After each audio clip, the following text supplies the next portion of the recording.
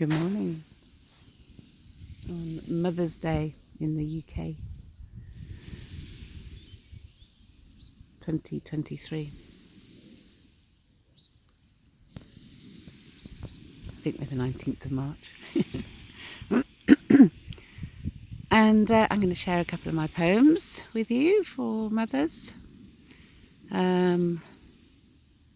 because mothers give everything for their children, for their family. Well, most mothers do. Loving mothers. And many mothers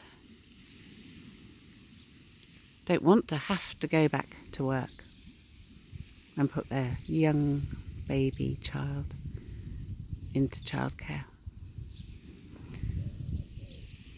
We need to value mothers, and I pray and ask for this on this happy Mother's Day 2023.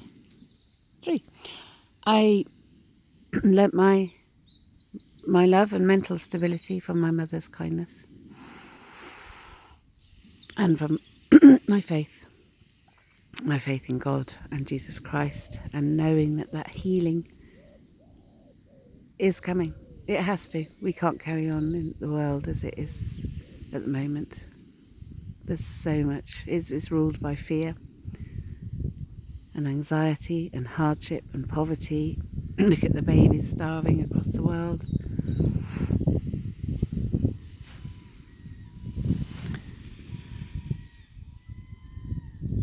It's not okay. It's not necessary. There's no excuse. Gosh, we have excess of food here in the West. Although not all food is food here in the West. We absolutely need the revolution.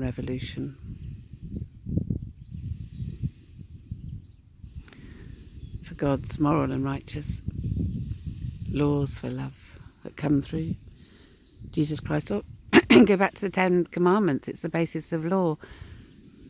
People say to me, there's no evidence of the Bible. Well, actually, the law came from the scripture. But that's taken for granted. So yeah, I'm going to share some poems from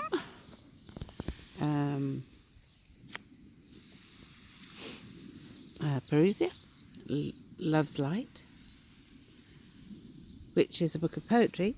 I have to thank God for the poems, because I'm certainly not a literary person. I'm not,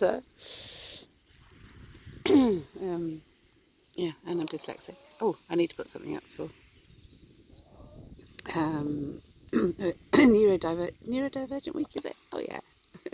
So I am a dyslexic kinesthetic. I do not think like you, but that does not mean I'm stupid, nor calculating too. You see, the world is different, coming from a place like mine, where spelling and addition are purely just sublime. And I've just been to see the film Lunana, Yak in the Classroom. Oh my gosh, that's my sort of school. And we just don't need to be spending millions on testing our children and examining our children. And we just need to cultivate that love and the arts and the expression and the joy and the community. And it's not a competition. It's not an exam. Oh, dear me. Sorry. There we go. I've had most of my life. Oh, if Frances tries hard, she could do well. There we go. So I do my best for God. I put God's heavenly kingdom first, and I trust God to look after me for the rest, which He does. So yeah, so Healing Poems from Positive Love. That was my first book. It wasn't what I wanted to be my first book, but it was my first book. And I love, I dedicate it to my mother, beryl, because beryl is one of the minerals in the gemstones of New Jerusalem, and that is on what I write. So that healing for the peace, and so this is dedicated to my mum, Beryl. Happy Mother's Day. So taken for granted by those who have, yet saddened for those who don't. For who else in this world gives nurturance and love like a mother does? How special the mother-child. How honourable the mother and child, where protective feelings merge with endless love. Who else is there for you when the world is being harsh, when love is waning?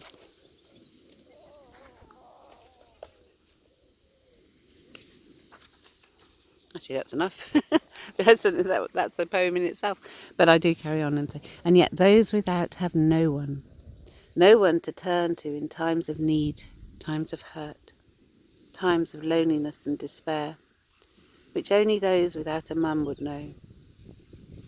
We sink so low that we want to die.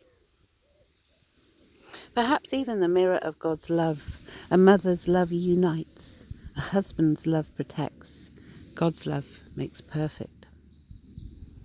But without these, who can love and survive? Without these, how can faith exist? This is what God and love are about, what our lives are about. Connections, connecting, communicating. Love unites all people, where two become one and three, lovers become mum and dad. What a miracle to treasure a new life. What a miracle any life is, and what a gift the mammary glands connecting mother and child. How special, mummy.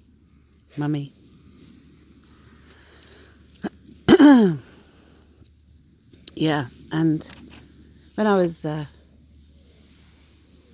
when I was young, I didn't acknowledge or connect with grief. It took me about 14 years before I grieved my mother. And actually, I did a course called Listening Heart, and it was connecting with that feminine, that mother love, which I'd repressed, cut off from. I was certainly a tomboy.